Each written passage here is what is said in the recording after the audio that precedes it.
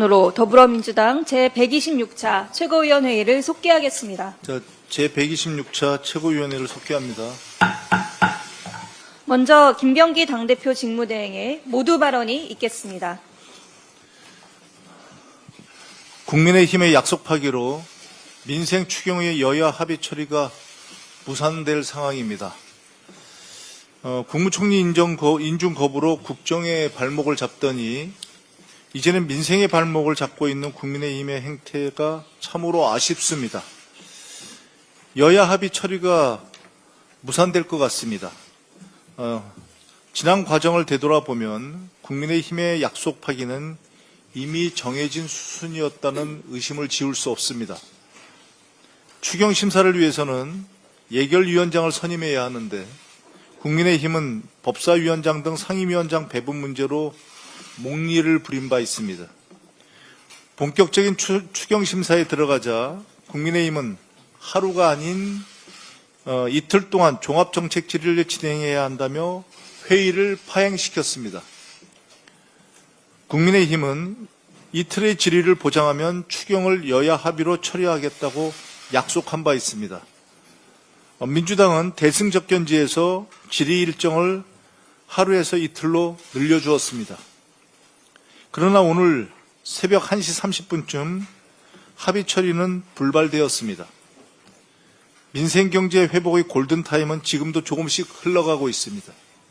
민주당은 오직 국민, 오직 민생만 생각하겠습니다. 추경을 7월 국회로 넘기지 않을 것입니다. 오늘 본회의에서 민생경제 회복의 마중물이 될 추경을 통과시키겠습니다. 오후 본회의까지는 아직 시간이 좀 남아 있습니다. 이제라도 국민의힘의 각성과 결단을 마지막으로 촉구합니다. 외환죄 혐의가 드러나고 있는 윤석열을 당장 재구속해야 합니다. 윤석열의 지시로 인해 10월과 11월 평양에 무인기를 침투시켰다는 내용이 담긴 군 장교의 녹취록이 나왔습니다. 처음 의혹이 제기됐을 땐 사실 쉽게 믿을 수 없었습니다. 외환죄는 국민에 대한 배신이자 국가에 대한 반역입니다. 만약 북한이 군사적으로 대응했다면 남북 간의 무력 충돌이 일어났을 것이고 대규모 재앙이 발생했을 것입니다. 그 피해는 말로 다 표현할 수 없습니다. 다른 무엇보다 국방의 의무를 다하고 있는 우리 20대 청년들이 제일 먼저 가장 많이 희생되었을 것입니다. 더 이상 무슨 이유가 필요합니까? 내란 속의 윤석열을 당장 재구속하십시오. 윤석열은 자신의 사익을 위해 군 통수권을 남용해서 국민의 생명을 위협하고 국가의 안위를 위태롭게 한 자입니다. 외환죄 혐의만으로도 재구속 사유는 충분합니다. 내란 특검의 단호한 조치를 강력하게 촉구합니다.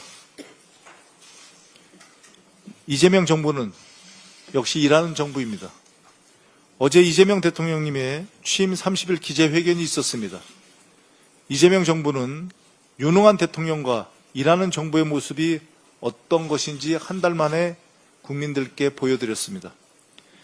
이재명 대통령님은 취임 직후 G7 정상회의에 참석해서 정상회교를 복원하고 무너진 국격을 회복시켰습니다.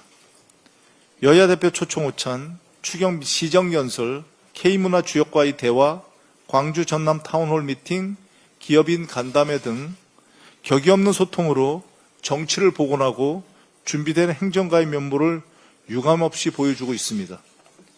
1호 행정명령인 비상경제 대응 TF, 민생 추경, 울산 AI 데이터 출범 시 코스피 지수 5천 시대 비전, 해양수산부 연내 부산 이전 지시, 그런 지시 등 민생경제 회복과 성장 동력 확보를 위한 청사진을 제시했습니다. AI 혁신 전문가, 현장 노동자, 검증된 정치인 등 능력과 실용, 국민통합의 내각을 구성해 가고 있습니다. 국익 중심의 실용 외교를 실현할 안정감과 균형감 갖춘 외교 진영도 구축했습니다. 시작이 반이라고 합니다. 시작을 보면 끝을 알 수 있다고 합니다.